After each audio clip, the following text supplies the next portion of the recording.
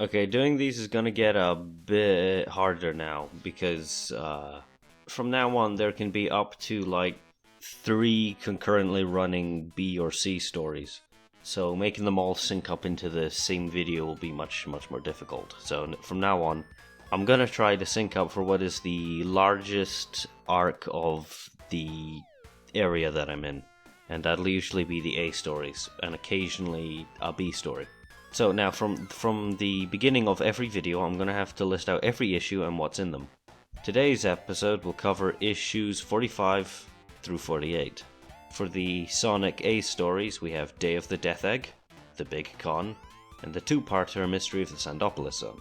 For the B stories, we have the entire 3-part story Enter the Cyberneck, and the first part of the next Zone Runner plotline. For a C story, we have 2 parts of Captain Plunder and his Sky Pirates. All systems are green. 10, 9, 8, 7, 6, 5, 4, 3, 2, 1. Make rocket go now. The Death Egg has finally achieved orbit, once again, and shall now rain terror on the planet Mobius. This is the Day of the Death Egg, and it's finally redesigned to look like how it did in the games and not with the actually egg-shaped thing that it had going for it in the series. Sonic and Tails are doing their usual thing of fighting robots. There's only so many ways I can describe them fighting robots. Until suddenly, a solar eclipse envelops the Emerald Hill Zone. Don't panic, everyone. It's just an eclipse. The moon has blotted out the sun. That's no moon. It's a space station. It's the Death Egg, and it shoots its super laser vision. Tails is going right for the eye, but he gets destroyed in the blast. He's disintegrated. He's discorporated. Tails is dead. Sonic is livid. Robotnik is a murderer. But Robotnik can't shoot him. He's not an easy target. It is until Robotnik hits the Death Egg to hit wide field, disintegrating Sonic the Hedgehog. What you have just seen may have only been a simulation, but I assure you, the Death Egg is capable of all this and more. We took delivery of the new main thruster this morning. We are only weeks away from the real launch of the Death Egg. That's right, this entire story did not actually happen. Grimer just did a sim. It was a sim all along. Well, since it was all the sim, we can see Sonic and Tails in the next episode of our excellent adventures. The Big Con. Robotnik has created the Robotnik Con 1, the official convention for all the loyal supporters of the official suppressor, Dr. Robotnik. Being held in a giant convention center, which makes Robotnik look like a pinhead. Buy some merchandise, like an autograph signature of Dr. Robotnik himself. Purchases are mandatory. But the convention is all a big ruse. It is, once again, an attempt to force people into roboticization. I apologize for the comic smear that we have going here. This is the best scan I can find. But hey, look who else showed up to the convention. It's Sonic the Hedgehog. Because why wouldn't he have an opportunity to completely destroy everything? The massive pinhead retracts to reveal the massive Badnik factory. Sonic has to defend all the convention goers from the Badnik army that was recently constructed. Good thing there's always a plan. Thanks to a conveniently placed statue, Sonic just chips away at the podium until it smashes into the factory. Once Robotnik arrives to his convention, he finds it completely destroyed. I guess there will be no speaking presentation today. Sonic was never one to follow convention. Mystery of the Sandopolis Zone. For whatever reason, Sonic and Tails have returned to the floating island, even though Knuckles keeps telling them not to because he's an isolationist. Sonic sees the Death Egg hiding in Launch Base Zone, waiting to be launched into orbit. The real Death Egg, not the simulation one. Sonic gets completely sidetracked because he gets attacked by some sandworm badniks. He and Knuckles reconnect, and Knuckles said that he was going to arrive here eventually, but he was delayed by a bunch of comedians called the Marxio Brothers. See previous episode for more. Assuming the previous episode will be out by now because it has had some massive delays that I started recording the second one. But it seems like Sonic and Knuckles will not get to the Death Egg today as they are intercepted by Captain Plunder. Knuckles doesn't like that Sonic seems to be bringing everyone to his goddamn island. Captain Plunder has had a map to a secret treasure hidden on the floating island in Sandopolis Zone. Of course, he was never able to actually find it for years because it was believed floating island be only a legend. But everybody knows it's not a legend anymore thanks to Dr. Robotnik. Seems like Captain Plunder has a new member of his team. A professor. The professor finds a secret button and unleashes the lost Pyramid of Sandopolis. But emerging from the doors of the Sandopolis Pyramid is the giant mini-boss from Sonic 3. Heretics! You have no right to summon the sacred pyramid, and all who break this ancient law are cursed and must die.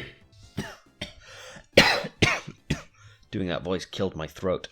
Fighting the Stone Guardian plays out exactly the same as it would in Sonic Hedgehog 3. You smash it, it rebuilds itself. However, if you leave it to the quicksand, it will sink itself.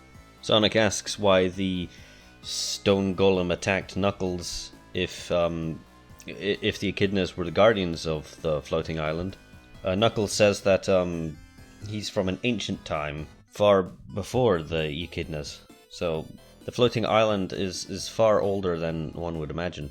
Side note, this has aged extremely well with the release of Sonic Frontiers.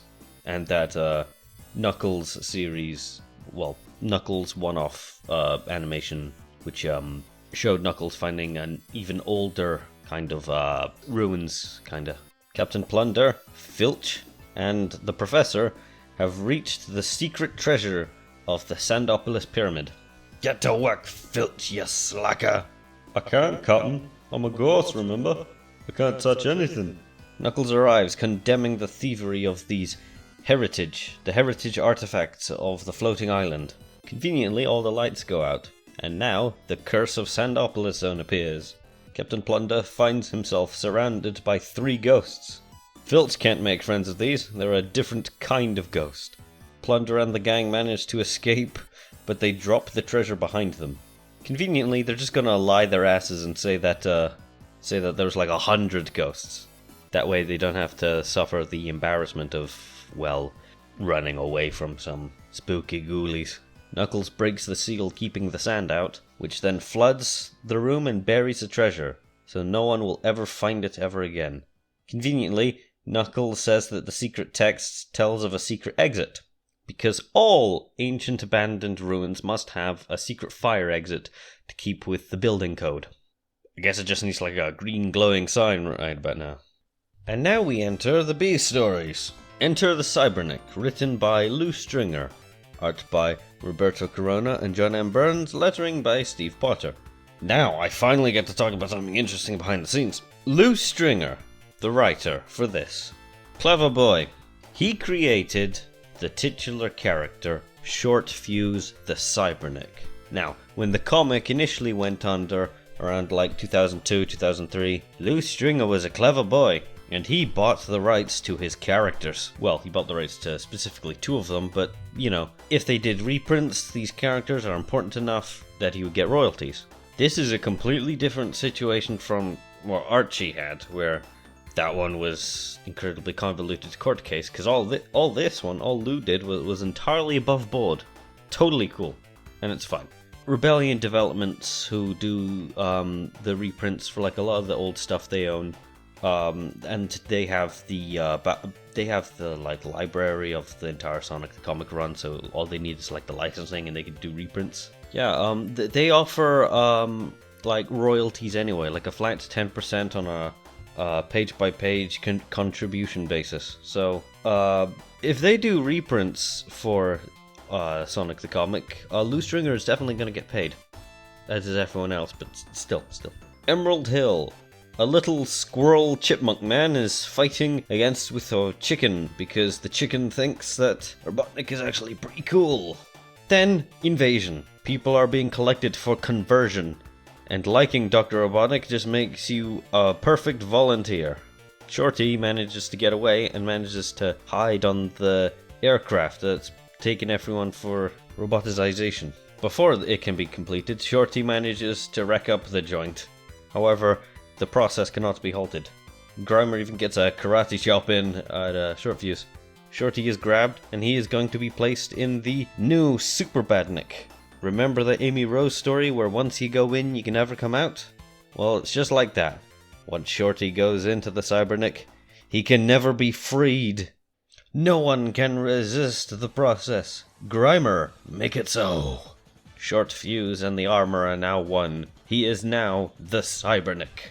Demonstrating his immense power, he destroys a soldier in a single blast. And now Robotnik has the perfect mission for his latest creation. He will take the Cybernik back to his home of Emerald Hill, take no prisoners, destroy and annihilate. Suddenly, the Badniks are destroyed, and the animals within them are freed. The Cybernik was never under Dr. Robotnik's control, because I guess he smashed the computer earlier when Grimer was going for a karate chop, so the brainwashing was bugged. Dr. Robotnik is so angry, I can only describe it with words I literally cannot say, because they are so vulgar. And he's going to make sure to destroy the traitor Cybernik himself. Dr. Robotnik was very effective with creating his Cybernik, as it destroys his egg-mobile in quick fashion. However, the armor still has a plan B, as Robotnik can remotely disable it. This would be the end for Shorty if it weren't for Sonic the Hedgehog. Shorty manages to destroy the controller and regains control of the suit of armor. Shorty is offered a place in the freedom fighting. However, Shorty decides, with him being turned into a living machine, he must take it upon himself for a solo mission. Now, Short Fuse the Cybernik takes flight with newfound determination to end the tyranny of Dr. Robotnik. I initially thought that he was going to be mind controlled or something throughout the whole thing. Become a new antagonist for a long-running stuff. The next B story is Tails in Zone Runner and the Big Freeze Part 1. Only Part 1 this time because I have to make everything sync up. Tails has gone for a snooze in the Marble Garden Zone for whatever reason when he is awoken by some sort of drone. The drone has a projector and says a message from Saab, the leader of the flock of Zone Runners. Help me, Tails Wan Kenobi, you're my only hope. The recording captures Saab's explosive death, or presumed death. Inside the drone is Tails' own equipment from being a Zone Runner, the technological bibble-babble and the trench coat, and he makes haste straight to the chemical plant zone. Hey look, apparently Mobius has 2 moons. This will be convenient when Super Laser Whiz is shot into one of them. Once Tails arrives at the chemical plant zone, there seems to be a giant cloud of toxic mist, and inside it is turned to snow and ice. I assume this is the titular Big Freeze. Once Tails arrives at the secret hideout, he finds the entire flock to be gone, except for one. Sulfuric, what are you doing here? I thought you've been locked up. Where are the flock? They're dead. Every last one of them. The flock? But how? Oh golly, you're still working for Robotnik, aren't you? The last story of today, a C story. And the C stands for Chem Plunder and his Sky Pirates. On board his personal luxury airship, the Robotnikus, Dr. Robotnik, is throwing a party, because even evil dictators have birthdays. An important note left by Megadroid is that this story takes place shortly before the story that you see earlier in the video. Keep that in mind. Dr. Robotnik is surrounded by his friends, who I could only call warlords and profiteers from his oppressive dictatorship. However, the airship is attacked by another sort of sky ship. It's Captain Plunder and the Sky Pirates. This is a boarding. Everyone is captured, including Dr. Robotnik, who they demand take him to his treasure vault. We have inside information. We know you're carrying treasures, all stolen from the people of Mobius. You mean my taxes? I don't know how you found out, Plunder, but I'll take you to the treasure. It will do you no good. No one can open this vault. There are only 2 keys. One waits at our destination, and one remaining at my fortress. I am a cautious man, pirate. Captain Plunder has no need for keys, as he has a ghost who can just sneak in. One of them poltergeists. Yes, that's it, poltergeists. He can slip in and hit the release switch. Wait, no, how? Actually, how can he move the release switch? Even though earlier in the video he couldn't lift treasure. How is one thing movable, but another thing is not? Anyway, a bunch of badniks are coming in to reinforce Dr. Robotnik, so the entire Sky Pirates just grab what they can and then ship off. Turns out the location of Dr. Robotnik's ship was leaked by Sonic the Hedgehog, because I guess they have an on-again, off-again working relationship. But where's the captain? Oops. They seem to have left him behind, and now he is captured. And now we begin the trial of Captain Plunder.